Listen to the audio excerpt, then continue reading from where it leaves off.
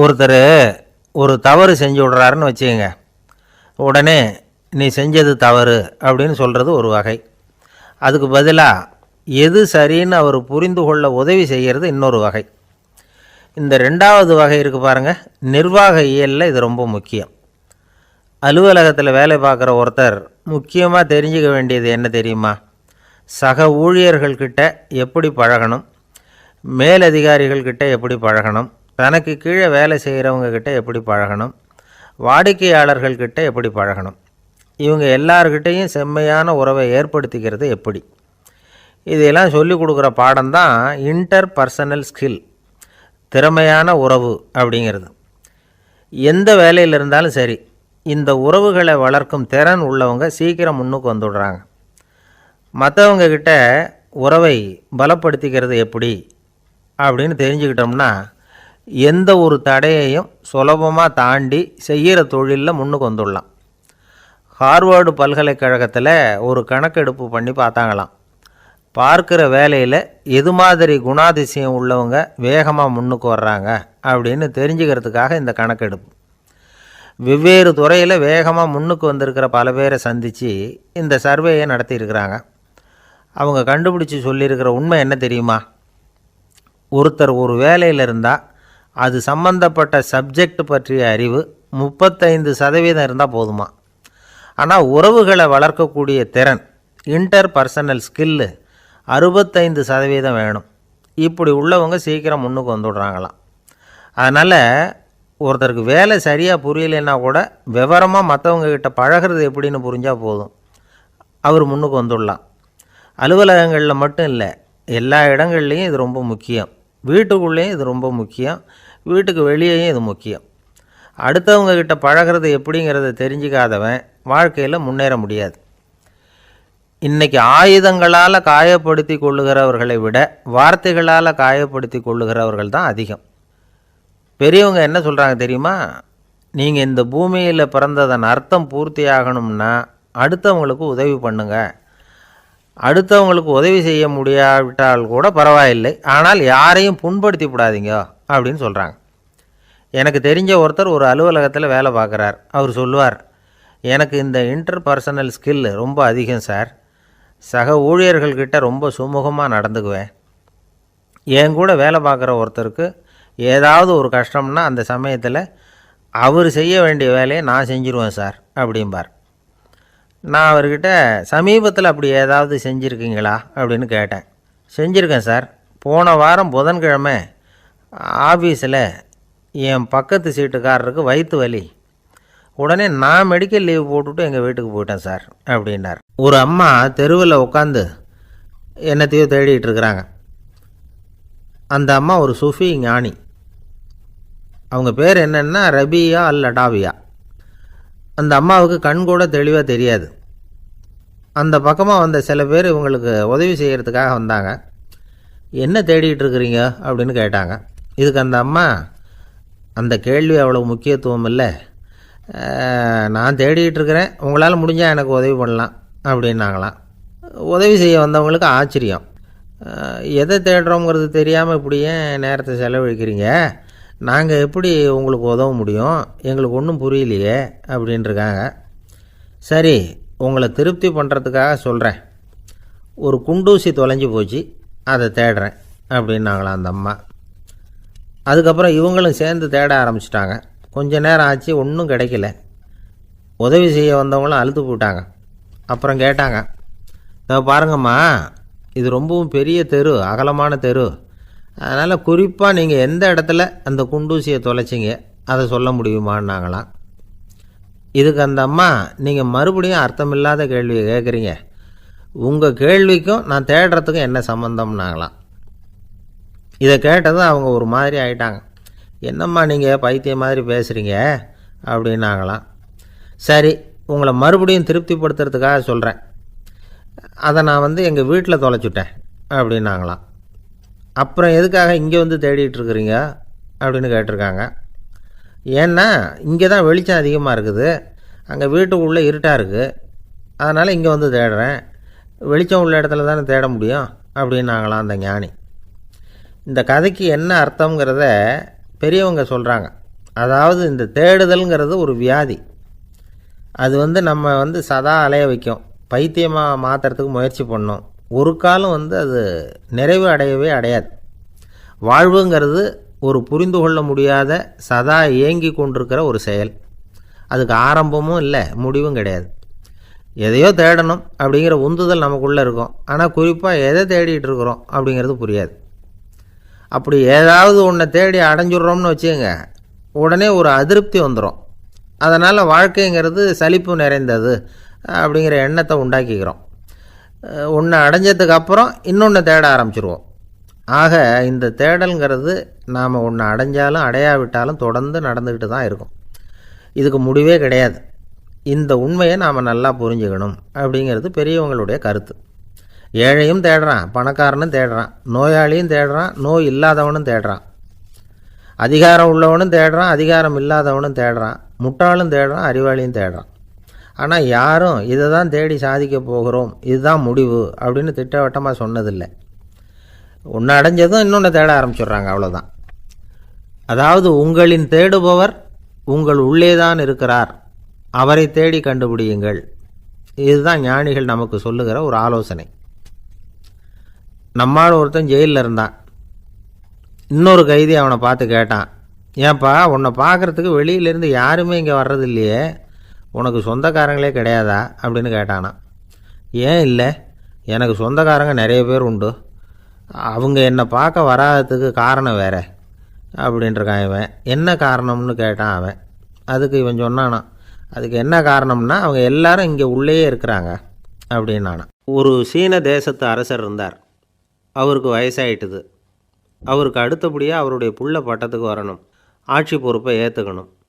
ஒரு நல்ல தலைவனுக்கு இருக்க வேண்டிய பண்புகள்லாம் தன்னுடைய மகனுக்கு இருக்கணும்னு விரும்பினார் அந்த அரசர். அதனால் இளவரசனை பக்கத்தில் இருந்த ஒரு குரு கிட்ட அனுப்புனார்.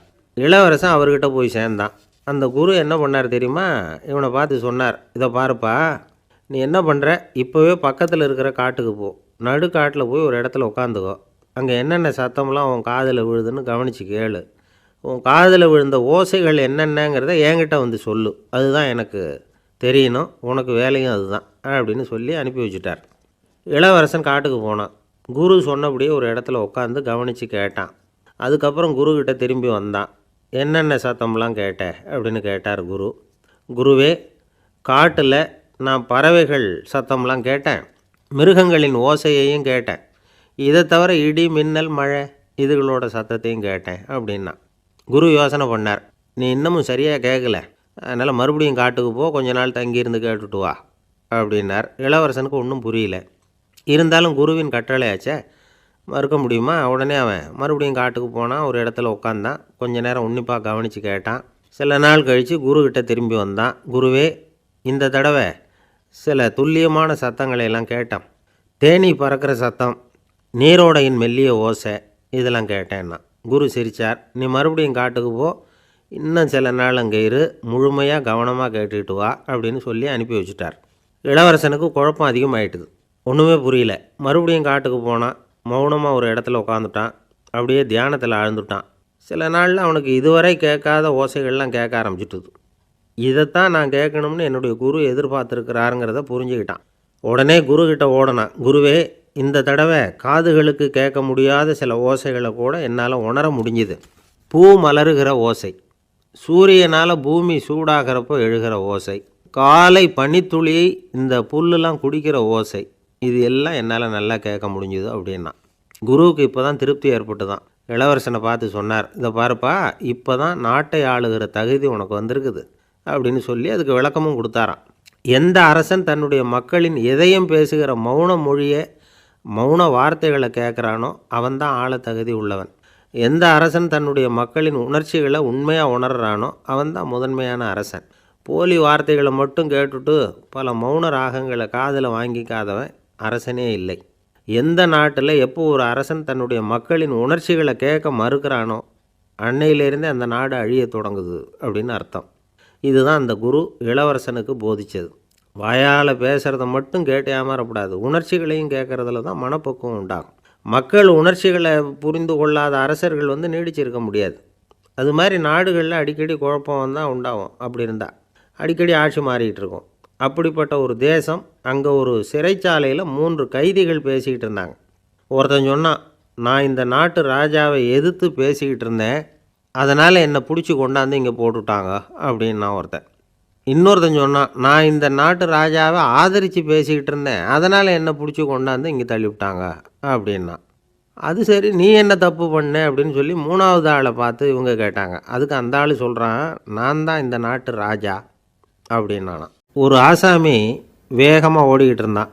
ஏன் இப்படி ஓடுறேன்னு கேட்டார் இன்னொருத்தர். அங்கே ஒரு ஆள் அடிபட்டு கிடக்கிறான், அதை பார்த்தேன், உடனே ஓடுறேன்னா. எங்கேன்னு கேட்டார். ஆஸ்பத்திரிக்குன்னா.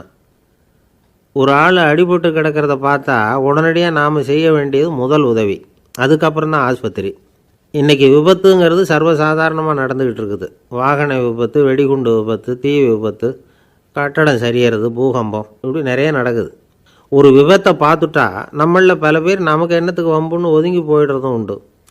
சில பேர் துணிஞ்சு கிட்ட போய் உதவி செய்கிறதும் உண்டு. அப்படி உதவி செய்ய நினைக்கிறவங்களுக்கு உபயோகப்படுற தகவல் இது. விபத்தில் காயமடைஞ்சவங்களை 3 பிரிவாக பிரிக்கலாமா. முதல் வகை கொஞ்சம் சீரியஸானது, உயிருக்கு உடனே ஆபத்து தரக்கூடியது. மூளை காயம், முகம், கழுத்து காயங்கள், இருதயம், நுரையீரல் காயங்கள், வயத்தில் உள்ளுறுப்பு காயங்கள், அதிகப்படியான இரத்தப்போக்கு, இதனால எல்லாம் பாதிக்கப்பட்டிருந்தால் அது முதல் வகை அப்படின்னு நாமளே மனசுக்குள்ளே முடிவு பண்ணிக்கணும். இவங்களுக்கெல்லாம் உடனடியாக முதல் உதவி கொடுக்கணும். தாமதப்படுத்தாமல் ஆஸ்பத்திரிக்கு கொண்டுகிட்டு போயிடணும். இப்படி கொஞ்சம் எச்சரிக்கையாக நடந்துக்கிட்டால் அவங்களில் பல பேரை காப்பாற்றி போடலாம்.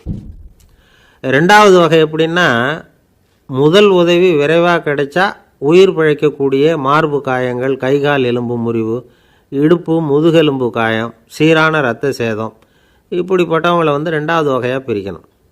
ஆபத்து இல்லாத சிராய்ப்புகள், சிறு காயங்கள், இரத்த உறைவுகள், இதனால் பாதிக்கப்படுறவங்க 3வது வகை. ஒருத்தர் தலையில் அடிபட்டு நினைவு விழுந்துட்டார்னு வச்சுங்க, அவருக்கு வாந்தி வர்றதுனால புறையேறி மூச்சு அடைப்பு உண்டாகும். இப்படி ஆகாமல் இருக்கிறதுக்காக தலையை ஒரு பக்கமாக சாய்ச்சி வைக்கலாம். நாடி துடிப்பையும் இதய துடிப்பையும் தொட்டு பார்க்கணும். அது குறைஞ்சிருந்தாலும் சரி, நின்று இருந்தாலும் சரி, அவர் மார்பை நிமிஷத்துக்கு 80 தடவை உள்ளங்கையால் அழுத்தி இதய துடிப்பை மீட்கிறதுக்கு உதவி பண்ணணும். கழுத்தில் காயம்பட்டாலும் ஆபத்து அதிகம். கழுத்துக்கு அடியில் ஒரு துண்டை மடித்து வைக்கலாம். 2 பக்கமும் சின்ன தலையணை அல்லது துணி மடிப்புகளை வச்சு கழுத்தை அதிகமாக அசையாமல் பார்த்துக்கலாம். முதுகெலும்பு முறிஞ்சிருக்குமோ அப்படிங்கிற சந்தேகம் இருந்ததுன்னா அவரை அதிகமாக அசைய விடக்கூடாது. அதிகமாக அசைஞ்சால் தண்டு இடத்துல பாதிப்பு ஏற்பட்டு கை கால் விளங்காமல் போயிடும். அவரை ஒரு கனமான போர்வை இல்லைன்னா பாயில் படுக்க வச்சு 4 பேர் மெதுவாக தூக்கி மருத்துவ உதவிக்கு அனுப்பி வைக்கலாம். கையெலும்பு முறிஞ்சிருந்தால் முறிஞ்ச பாகத்தை உடம்போடு சேர்த்து அசையாமல் கட்டி போடலாம். கால் எலும்பு முறிஞ்சிருந்தால் மற்ற காலோடு சேர்த்து கட்டி போடலாம். முறிஞ்ச பாகம் தொங்காமல் பார்த்துக்கணும், அப்போ தான் வீக்கம் உண்டாகாமல் இருக்கும். வெட்டு காயம், குண்டடிப்பட்ட காயம், இதிலெல்லாம் இரத்தப்போக்கு அதிகமாக இருக்கும். ரத்தம் வெளியேற ஆபத்து அதிகம். சுத்தமான துணியை பல மடிப்புகளை மடித்து காயத்தின் மேலே வச்சு அழுத்தமாக ஒரு 10 நிமிஷம் பிடிச்சிக்கணும். ரத்தம் நின்ன உடனே காயத்துக்கு கட்டு போடலாம். சில சமயம் காயம்பட்ட பாகத்தை உயரமாக தூக்கி பிடிச்சிக்கிட்டா தான் ரத்த கசிவு நிற்கும். இந்த விவரங்களையெல்லாம் கொஞ்சம் மனசில் வாங்கி வச்சுக்கிட்டோம்னா சமயத்தில் உதவும். ஏன்னா இந்த காலத்தில் விபத்து எந்த ரூபத்தில் எப்போ வரும்னு யூகிக்கவே முடியல. நண்பர் ஒருத்தர் சொன்னார், நேற்றுக்கு பாருங்கள் சார், என் கண்ணு முன்னாடியே ஒரு சின்ன விபத்து நடந்ததுன்னார். என்னென்னு விசாரித்தோம். ஒரு பஸ்ஸில் வந்துக்கிட்டு இருந்தேன். அந்த பஸ்ஸில் பின்பக்கம் படி ஓரமாக நின்றுக்கிட்டு இருந்த ஒருத்தர் ரோட்டில் விழுந்துட்டார். டிரைவர் அதை கவனிக்கலை, நிறுத்தாமல் அவர் பாட்டுக்கு போகிறாருன்னார். கண்டக்டர் உடனே விசில் கொடுத்து பஸ்ஸை நிறுத்த வேண்டியது தானே அப்படின்னோம். அதுதான் சார் முடியாமல் போச்சுன்னார் அவர். ஏன்னு கேட்டாங்க. தவறி கீழே விழுந்ததே அந்த கண்டக்டர் தான் சார் அப்படிங்கிறார். ஒரு நண்பர், அவர்கிட்ட பேசிக்கிட்டு இருந்தேன். மனித உறவுகள் பற்றி அவர் சொல்லிகிட்டு இருந்தார். அமெரிக்காவில் தந்தை மகன் உறவு எப்படி இருக்குது அப்படிங்கிறத விளக்கிறதுக்கு அவர் ஒரு கதையை சொன்னார். ஒரு அப்பா பகல் பூராவும் அலுவலகத்தில் வேலை, ஓடி ஆடி உழைச்சிக்கிட்டு களைச்சி போய் ராத்திரி 10 மணிக்கு மேலே வீடு திரும்பினான். வீட்டு வாசலில் அவரோட மகன் காத்துக்கிட்டு இருக்கிறான். இன்னமும் தூங்கலை. அப்பாவை வாசல்லையே தடுத்து நிறுத்தி, அப்பா உனக்கு சம்பளம் எவ்வளவு அப்படின்னு கேட்குறான். ஏற்கனவே ஆஃபீஸு பிரச்சனைகளால் அழுத்து போய் திரும்புகிற அப்பாவுக்கு கோவம் வந்துடுது. என்னடா இப்படிலாம் கேளுன்னு உங்கள் அம்மா உனக்கு சொல்லி கொடுத்தாளா அப்படின்னு சொல்லிவிட்டு உள்ளே போய் சட்டையை கட்டி மாட்டிவிட்டு குளிச்சுவிட்டு மறுபடியும் வெளியில் உடையை மாற்றுகிற சமயம் அப்போ மறுபடியும் மகன் உள்ளே நிற்கிறான். அவர் முன்னாடியே. அப்பா உனக்கு எவ்வளவு சம்பளங்கிறான் மறுபடியும். அப்பாவுக்கு எரிச்சல் அதிகமாகிட்டுது. மணிக்கு $20 போதுமா அப்படின்னார். அப்படின்னா எனக்கு ஒரு $10 தர முடியுமான்னா மகன். இதுக்கு தான் என் சம்பளம் எவ்வளவுன்னு கேட்டியா? 2ஆம் வகுப்பு படிக்கிற உனக்கு எதுக்குடா $10 அப்படின்னு கத்திவிட்டு தொலைக்காட்சி பெட்டியின் முன்னாடி போய் உட்காந்துக்கிட்டு ஏதோ நிகழ்ச்சியை பார்க்க ஆரம்பிச்சிட்டார். கொஞ்ச நேரம் கழித்து மறுபடியும் மகன் வந்து நிற்கிறான். அப்பா ப்ளீஸ் எனக்கு ஒரு $10 கொடுக்க முடியுமா? மகனுடைய கண்களில் கண்ணீர். என்னடா அவன் கண்ணீரை காட்டி காரியம் சாதிக்கலாம்னு பார்க்குறியா? ஒரு காசு கூட கொடுக்க மாட்டான் போ அப்படின்னு விரட்டி விட்டான். மகன் கண்ணீரை தொடச்சிக்கிட்டே கண்ணை தொடச்சிக்கிட்டு பேசாமல் போய் படுத்துக்கிட்டானா. கொஞ்ச நேரம் ஆச்சு. அப்பாவோட கோபம் கொஞ்சம் கொஞ்சமாக குறைஞ்சிது. பிள்ளைகிட்ட கோபமாக கத்துனது தப்பு தாங்கிறது புரிஞ்சுது அவனுக்கு. எழுந்திரிச்சு போனான், படுக்கை இறக்கி போனான். மகனை பார்த்தான். அவன் தலையணையை கட்டி பிடிச்சிக்கிட்டு அழுதுகிட்டு இருக்கிறான். அவனை மெல்ல நெருங்கி அவங்ககிட்ட எதமாக பேசுகிறதுக்கு ஆரம்பித்தானான். எதுக்குடா உனக்கு $10 பள்ளிக்கூடத்தில் கேட்டாங்களா அப்படின்னு கேட்டானான். மகன் சொல்லியிருக்கான், இல்லை டாடி, உனக்கு 1 மணி நேரம் சம்பளம் $20ன்னு சொன்னேன். நீ ஏற்கனவே எனக்கு கொடுத்த பாக்கெட் மணி $10 என்கிட்ட இருக்குது. இப்போ நீ இன்னொரு $10 கொடுத்தீங்கன்னா அதையும் சேர்த்து $20 ஆகிடும். அந்த $20 நான் உனக்கு கொடுத்துருவேன். அப்படி கொடுத்தா நீ என் கூட 1 மணி நேரம் செலவழிப்ப இல்லையா? அதுக்காக தான் $10 கேட்டேன் அப்படின்னு சொன்னானான். அந்த அப்பா கண்ணு கலங்கி போச்சான். ஆதரவோடு தன்னுடைய மகனை கட்டி பிடிச்சி அழ ஆரம்பிச்சிட்டாராம். இதுதான் நண்பர் சொன்ன கதை. அமெரிக்கா மட்டும் இல்லை, உலகம் பூராவும் இன்றைக்கி மனித உறவுகள் இப்படி தான் மாறிக்கிட்டு இருக்கு. பெரியவர்கள் அறிவுரை என்ன தெரியுமா? உங்கள் குழந்தைகளிடமிருந்து குழந்தை பருவத்தை பிரித்து விடாதீர்கள் அப்படிங்கிறது தான். அதாவது இன்றைய குழந்தைகள் தங்கள் பிருந்தாவனத்தை இழந்து விடுகிறார்கள் அப்படிங்கிறது அவங்களுடைய கருத்து. இந்த நிலைக்கு நாம் காரணமாக இருந்துடக்கூடாது. குழந்தைகளோட விளையாடுவோம், குடும்பத்தோடு உறவாடுவோம் அப்படிங்கிறது தான் நம்முடைய நோக்கமாக இருக்கணும். இன்றைய உறவு முறைக்கு இன்னொரு உதாரணம் சொல்லுவாங்க. ஒருத்தர் வந்தாராம், அவர் பக்கத்தில் ஒரு சின்ன பையன். நாம் அவரை விசாரிக்கிறோம், யார் இந்த பையன் அப்படின்னா அவர் சொல்கிறார், இவன் எனக்கு தூரத்து உறவு அப்படின்னாராம். இந்த தூரத்து உறவுன்னா எப்படின்னு இருக்கான். இதுக்கு அவன் சொல்லியிருக்கிறான், இவன் எங்கள் அப்பாவுக்கு 8வது புள்ளை அப்படின்னானான். ஒரு ஊரில் ஒரு பெரிய ஞானி இருந்தார். அவர் படுக்கையில் இருந்தார். இன்னும் கொஞ்சம் நேரம்தான் அவர் இந்த உலகத்தில் இருக்க போகிறார். அவரை சுற்றி ஏகப்பட்ட கூட்டம். ஏற்கனவே அவருடைய உபதேசங்களை கேட்டவங்க பல பேர் அவரை சுற்றி நிற்கிறாங்க. அந்த ஞானி மெதுவாக கண்ணை திறந்து பார்க்குறார். எல்லாரும் அவருடைய கடைசி வார்த்தையை கேட்கறதுக்காக அவளோட காத்துக்கிட்டு இருக்கிறாங்க. அந்த ஞானி மெதுவாக பேச ஆரம்பித்தார். நான் என்னுடைய வாழ்நாள் பூராவும் உங்களுக்கு நிறைய போதனைகள் சொல்லிக்கிட்டு இருக்கிறேன். பேரானந்தம், மகிழ்ச்சி, தியானத்தன்மை இதை பற்றியெல்லாம் சொல்லியிருக்கிறேன். இப்போ நான் வேறு ஒரு கரைக்கு போய்கிட்டுருக்கிறேன். நான் இனிமேல் இந்த கரையில் இருக்க மாட்டேன். நீங்கள் நான் சொன்னதையெல்லாம் கேட்டீங்க, ஆனால் எதையும் நீங்கள் நடைமுறைப்படுத்தி பார்க்கல. எல்லாம் கேட்டதோடு சரி, அதோடு விட்டுவிட்டீங்க. அப்புறம் அதை தள்ளி போட்டுக்கிட்டே வந்துட்டீங்க. மேலும் அதை தள்ளி போடுறதுல எந்த பிரயோஜனமும் கிடையாது. இப்போ நான் போய்கிட்டு இருக்கிறேன், உங்களில் யாராவது என்னோட வர்றதுக்கு தயாரா அப்படின்னு கேட்டார். அவ்வளவுதான், யாரும் வாயை திறக்கலை. ஒரே மௌனம், சத்தமே இல்லை. ஒருத்தர் பார்த்துக்கிட்டே நிற்கிறாங்க. அந்த கூட்டத்தில் ஒரு ஆள் அந்த ஞானி கூடவே 40 வருஷத்துக்கு மேலே இருந்திருக்கிறான். அவனும் வாயை திறக்காமல் இன்னொருத்தன் முகத்தை பார்த்துக்கிட்டே நிற்கிறான். இந்த சமயத்தில் பின்னாடி நின்றுக்கிட்டு இருந்த ஒருத்தன் கையை தூக்கினான். ஞானி அவனை பார்த்தார். சரி, ஒருத்தனுக்காவது நம்மோட வர்றதுக்கு தைரியம் இருக்குது அப்படின்னு நினச்சார். ஆனால் அந்த ஆள் என்ன சொன்னான் தெரியுமா? ஐயா, நீங்கள் கேட்குறப்போ நான் உடனே எழுந்திருக்கல, கையை மட்டும்தான் தூக்கினேன். என்ன காரணம்னா, நான் எப்படி அடுத்த கரைக்கு சேர்றதுங்கிறது தெரிஞ்சுக்கிறதுக்காகத்தான். அந்த விவரத்தை மட்டும் இப்போ உங்ககிட்ட இருந்து நான் தெரிஞ்சுக்க ஆசைப்பட்றேன். ஏன்னா இப்போ நான் உங்கள் கூட வர்றதுக்கு தயாராக இல்லை. எவ்வளவோ காரியங்களை நான் இன்னும் இங்கே முடிக்க வேண்டி இருக்குது. வீட்டுக்கு ஒரு விருந்தினர் வந்திருக்கிறார். என்னுடைய இளைய மகனுக்கு கல்யாணம் பண்ணி வைக்கணும். அதனால் இன்றைக்கி உங்கள் கூட வர முடியாது. அது மட்டும் இல்லை, இப்போ உங்கள் கூட அடுத்த கரைக்கு வந்தால் திரும்பி வர முடியாதுன்னு வேறு சொல்கிறீங்க. அதனால் இப்போ நான் வரல. இன்னொரு நாள் நிச்சயமாக நான் வர்றேங்க, உங்களை சந்திக்கிறேன். அதனால் இப்போ நீங்கள் இன்னொரு தடவை எங்களுக்கு விளக்கமாக சொல்லணும். ஏற்கனவே பல தடவை சொல்லியிருக்கிறீங்க. தயவு பண்ணி இப்போ ஒரு தடவை சொன்னீங்கன்னா சௌகரியமாக இருக்கும். அந்த அடுத்த கரையை அடையிறது எப்படி? இப்போ ஒரு தடவை அதை விளக்கமாக சொல்லிட்டிங்கன்னா நல்லா ஞாபகப்படுத்திக்குவேன். அது சரியான சமயம் வர்றப்போ இது எனக்கு உதவியாக இருக்கும் அப்படின்னு நானும். ஆனால் உண்மை என்ன தெரியுமா? அந்த சரியான சமயம் வரவே இல்லை அப்படிங்கிறது தான் உண்மை. இப்படி அந்த கதை முடியும். இந்த கதை அந்த ஒரு ஆளுக்கு மட்டும் இல்லை, கிட்டத்தட்ட எல்லாருக்குமே அது பொருந்தும் அப்படிங்கிறாங்க விவரம் தெரிஞ்சவங்க. எல்லாருமே அந்த சரியான தருணத்துக்காக தான் காத்துக்கிட்டு இருக்கிறாங்களாம். அதுக்காக ஜோசியம் பார்க்குறாங்க, கைரேகை பார்க்குறாங்க, நாளைக்கு என்ன நடக்குங்கிற ஆவலில் எல்லோரும் காத்துக்கிட்டு இருக்கிறாங்க. ஆனால் அந்த ஒரு நாள் ஒருபோதும் வரப்போகிறதில்ல. நீங்கள் தள்ளி போடுறதுக்காக பல அர்த்தமில்லாத காரணங்களை தேடுறீங்க அப்படிங்கிறார் ஒரு ஞானி. காத்திருக்கிறதுலேயே நம்ம காலம் ஓடி போயிடுது.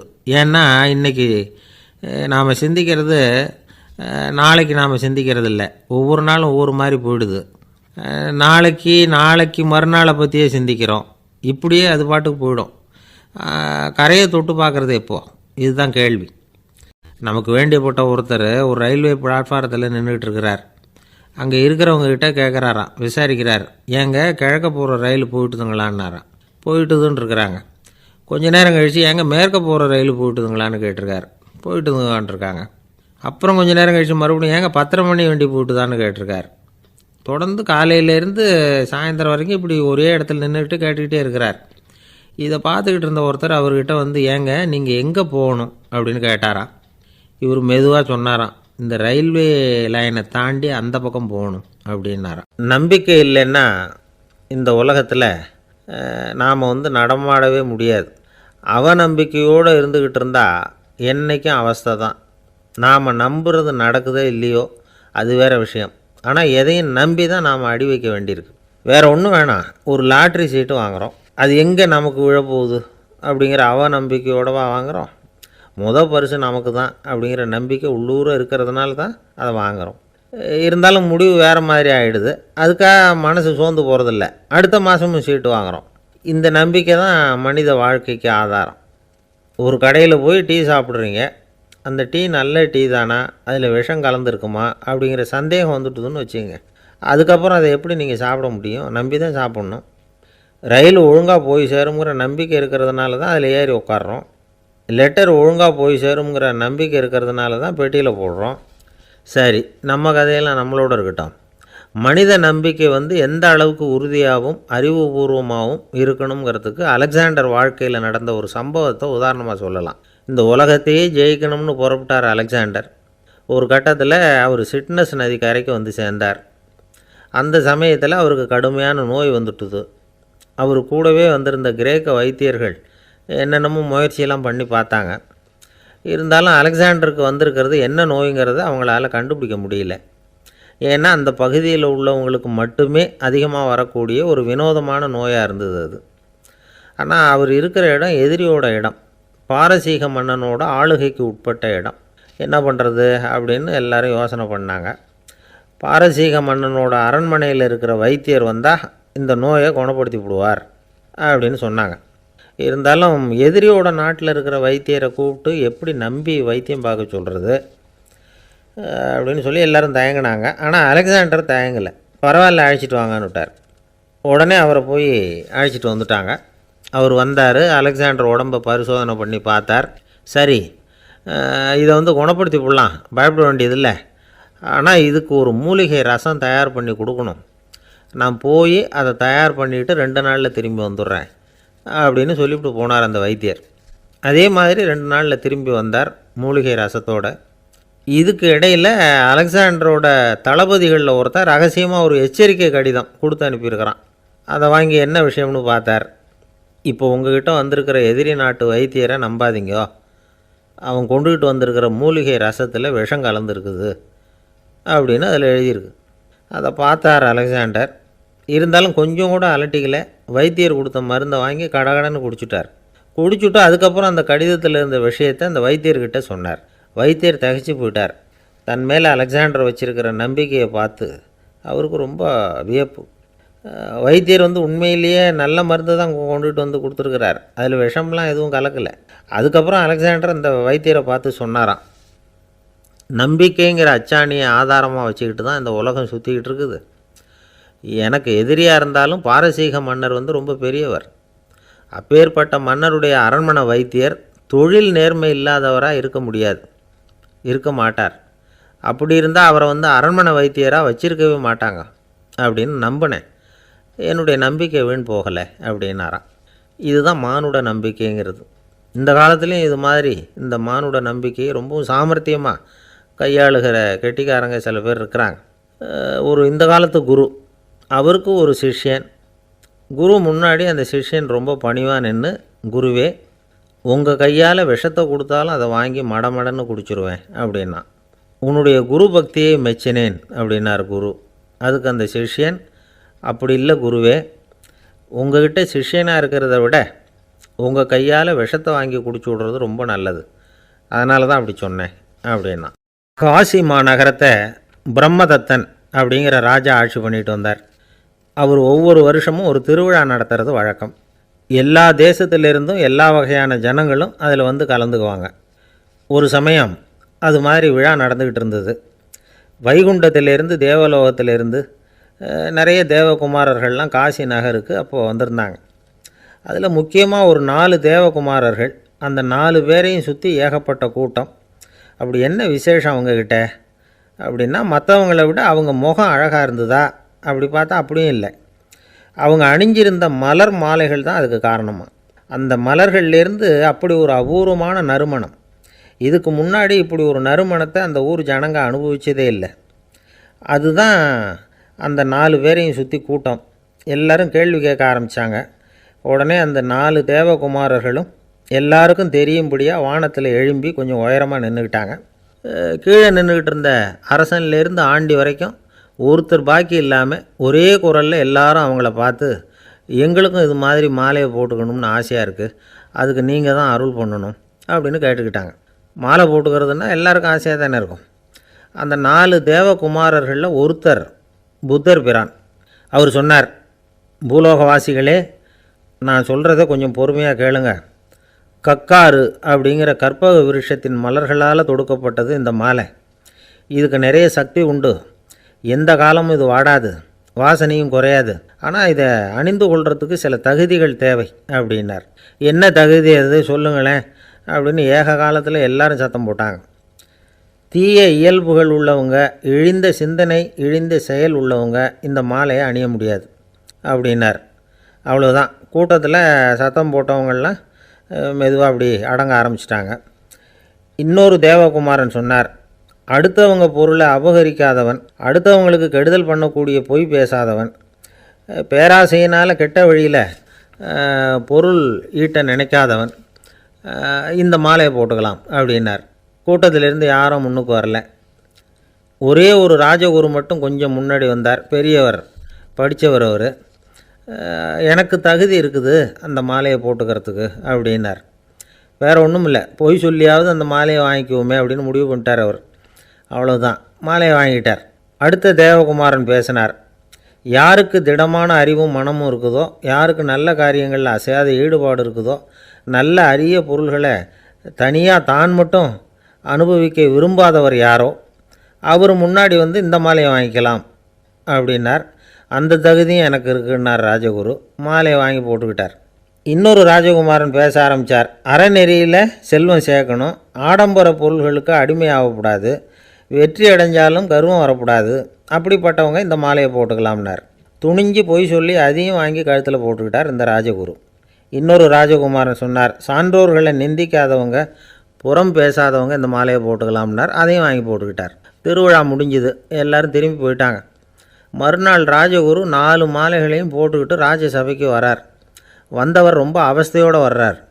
மாலையெல்லாம் வாடி போயிட்டுது, வாசனை எதுவும் கிடையாது. அது மட்டும் இல்லை, அவருக்கு கடுமையான தலைவலி வேறு வந்துட்டுது. துடிச்சு போயிட்டார். மாலையை கழட்டவும் முடியல. ஜனங்கள்லாம் அவரை பார்த்து சிரிக்க ஆரம்பிச்சிட்டாங்க. என்னத்துக்கு ஆசைப்படணும், ஏன் இப்படி கஷ்டப்படணும் அப்படின்னு. ராஜா பார்த்தார். மறுபடியும் விழாவுக்கு ஏற்பாடு பண்ணினார். தேவகுமாரர்கள்லாம் வந்தாங்க. ராஜகுரு வந்தார்.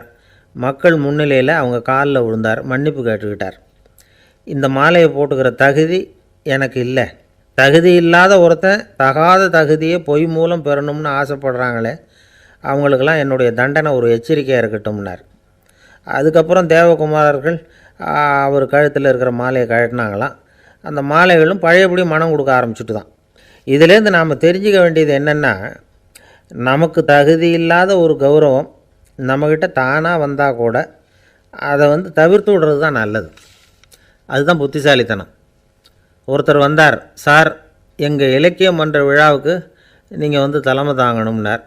உடனே இவர் சொன்னார், பேச்சாளர், சார் இலக்கியத்தை பற்றி பேசுகிற தகுதி எனக்கு இல்லையே அப்படின்னார். உடனே அவர் கூப்பிட வந்தவர் சொன்னார், அந்த தகுதி உங்களுக்கு இல்லைங்கிறது எங்களுக்கும் தெரியும் சார், அதனால தான் உங்களை தலைமை தாங்க கூப்பிட்றேன் அப்படின்னார்.